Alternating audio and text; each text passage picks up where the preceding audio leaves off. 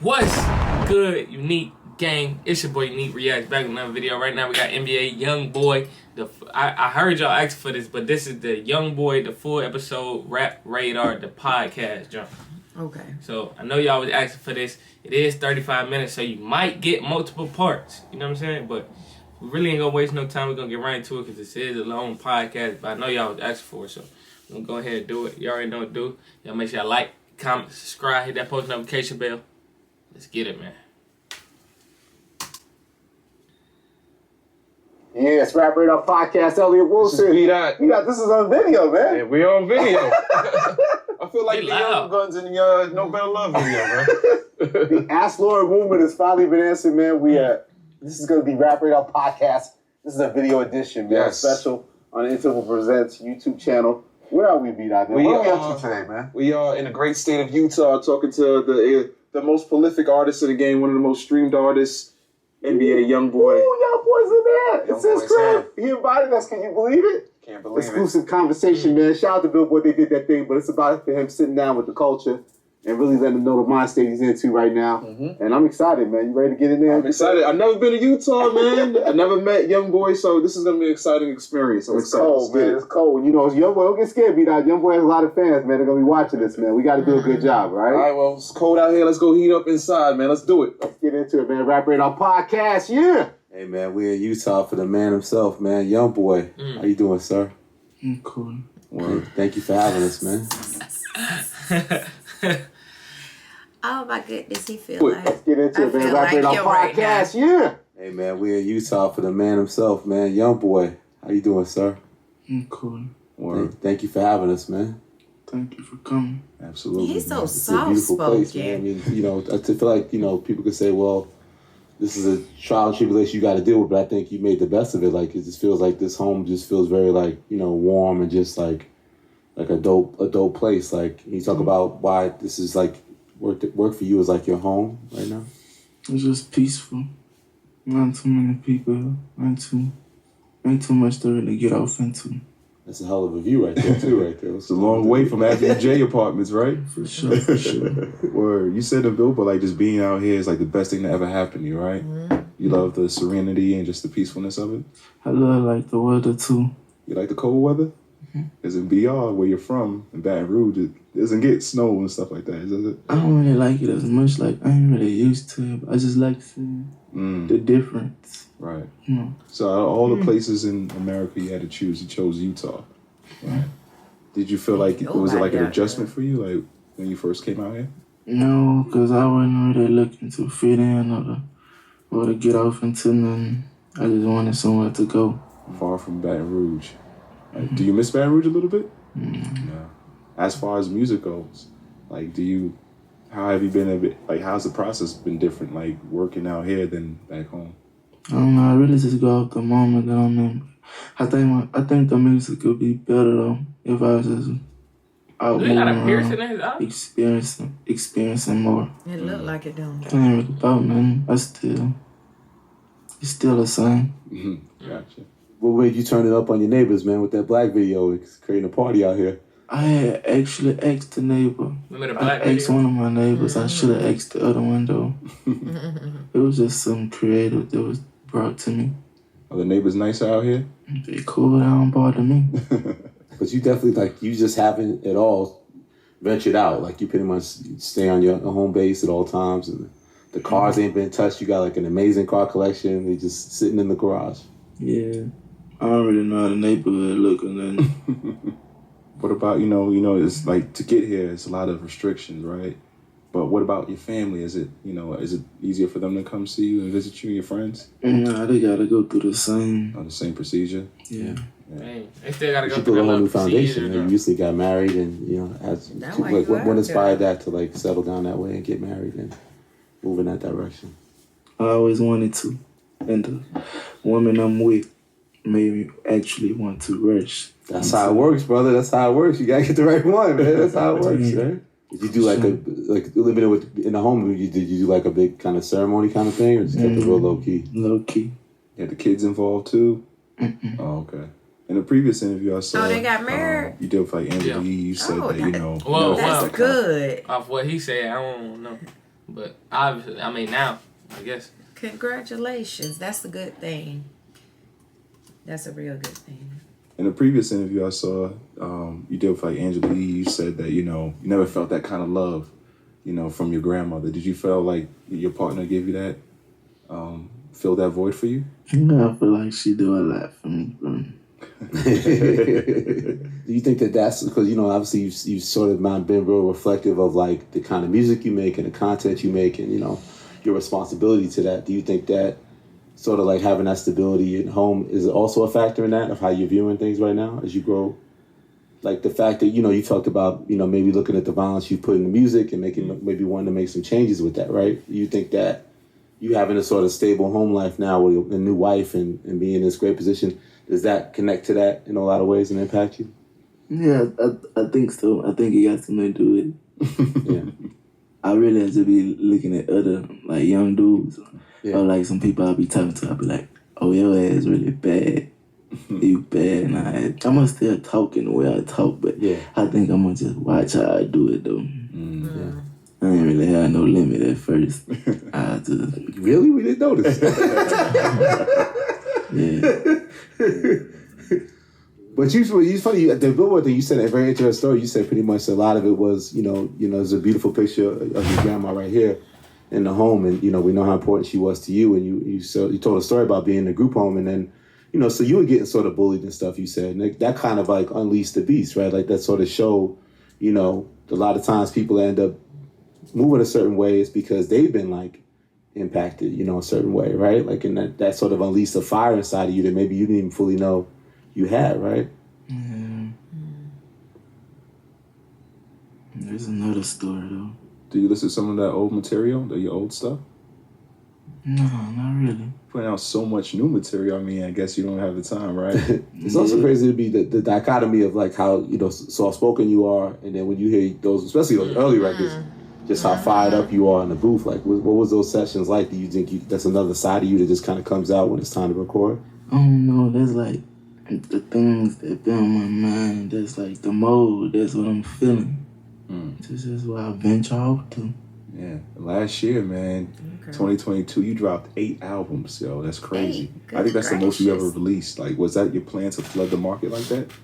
Not exactly. I think I had got like to a certain number of tapes I had dropped in. I was like, I'm gonna try to reach 10. So I just kept going. What was your mind state with that run? You know, you left Atlantic Records, but you went on a crazy run with them for a long time, and it seemed like, you know, people were saying, well, you only obligated to do a certain amount of albums, but you over-delivered, right? You gave them so many projects. Like, can you talk about your mind state with that? That's just me, though. That's like just my work. It wasn't like a favor. It wasn't nothing just planned. I just dropped music. It brings some type of good feeling to put a tape together and just release it. What made you leave Atlantic and wanted this new situation here at Motown? I left Atlanta because I wanted to experience some more stuff. Or, you know, just try something new. See if I can get more out of a label situation in Motown. It just came about. But that ain't actually just my specific label. With each tape I could go anywhere on Universal I want to go and drop. Oh, you can on your projects. Okay. That's awesome. Wow. That's a hell of a deal. That's what happens. What do you mean you can go anywhere? I guess whoever under that Universal umbrella, you could go to any projects. Okay. That's awesome. Wow. That's a hell of a deal. That's what happens when you got the catalog that Youngboy has. Right. So you wanted that versatility in a sense, I guess, right? Yes. I rest my case. Even though, like, subject matter, to me, it sounds like the album focuses a lot on love, right? And then you got, like, these skits sandwiched in between, like, top girls, top haters, the Love YB skit. Do you feel like those are real conversations people have when it comes to you and your music? I think so. Really? I think those skits come very close to the conversations. So you're tapped in. You I'm sure you follow what's going on online, what people say in the streets about YB. Like, you're not just oblivious to. I see a lot of shit. Hey, now I do see a lot of shit, bro. But it's a lot I don't see neither, because I ain't really. I see a lot, though. Yeah, you see a lot. I see it. Yeah, you definitely tapped in, man. But you also said that with this album, you almost want to challenge. You know, you're not afraid to challenge your audience, right? Like it's a little bit of a different sound for you, right? Like I see people talking about range in music and these sort of terms. Like, what do you think of that? Was that your intent with the music this time, to be a little different of how you were putting this project together? Just trying to reach a different audience. My kind of music I make, it became easy to me. So I used to sit there and do it all day literally. So I just wanted to try something new. When you say that style of music, what do you mean by that? Just to sort of like the sound my fans know me to have. So, but you're not afraid to experiment, like on the rest of my case, because you know, there's a lot of different sounds. Like it's just a different departure from what people are used to. You also challenge the aesthetic, like people saying, well, was it face painting or painting your nails and doing these different sort of style things? Like, what's inspired that to do those different things too? The nails came after the face. I was just playing with my face and I actually liked it. You should try it. Say it. I got check with the wife, but you should try. But that's the thing too. Like you said, you and your wife, that you're into that sort of the style of it and doing it together and dressing a certain way at times, right? It's not just you yourself, but also in the relationship. She be having fun with me. Well, that's good. You know, it's funny. Like when I was important listening to My God Family, you know, you had that one track, Contrell Talk, and you said like you think the rap game is slowly fading away because of fans' expectations, right? Do you still feel that way?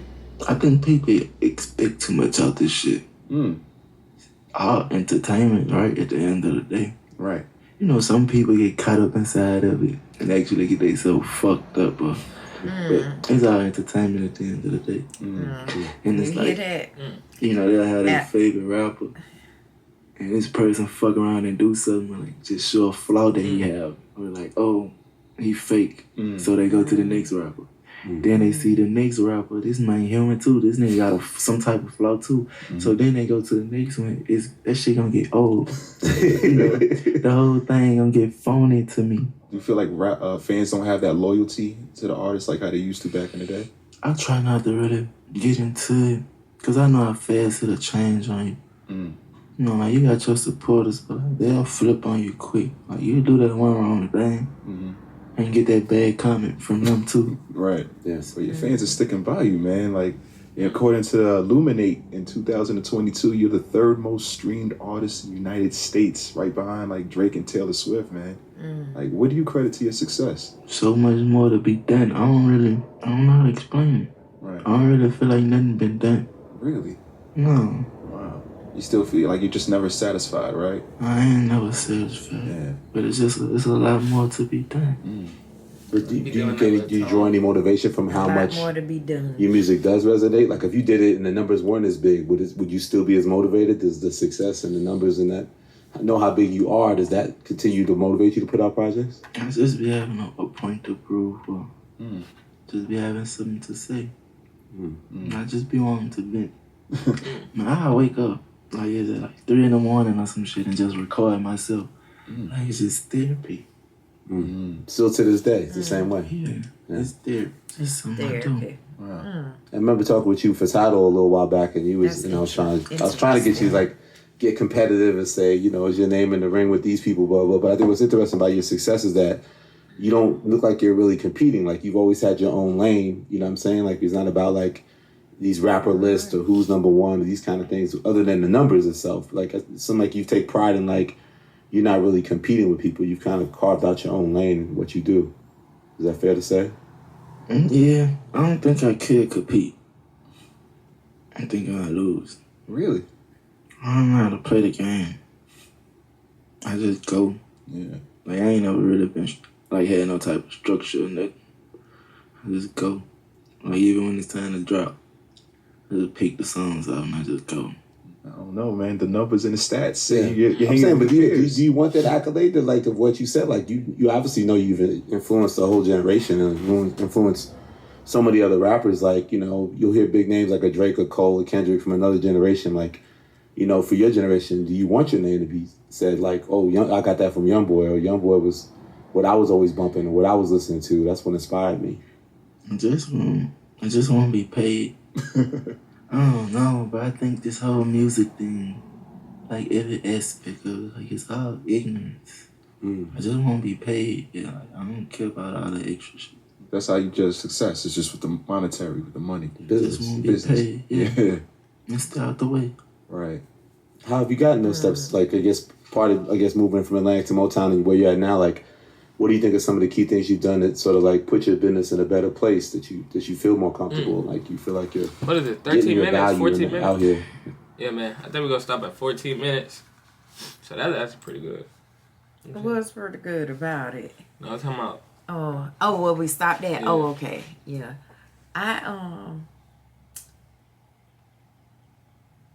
understand what he's saying about like the entertainment part. Like, it's all entertainment, but I think you need to understand that entertainment influence people, cultures, movements. So that's why you have to be a little bit more careful with what you kind of put out. Be a little bit more mindful. You know, in the end, he just say, hey, I use the music for therapy. It's entertainment for me. It's not really something that I'm living and I'm doing. I just want to get paid. So that's what people need to put in their minds. Like, it's just entertainment. Something listen to that entertains me for the moment, and then I'm moving on. I'm not really looking into it, involving myself into it. But artists have to be mindful of what they put out, because you can influence. Yeah. But yeah, y'all. You can. So y'all be aware of that also, you know. Yeah. But yeah, y'all. That's pretty much the end of the video, man. Youngboy. We did 14 minutes. Full episode of the Rap Radar, so we gotta finish the rest of it. So yeah, y'all. That's pretty much the end. You already know, do y'all. Make sure y'all like, comment, subscribe, that post notification bell.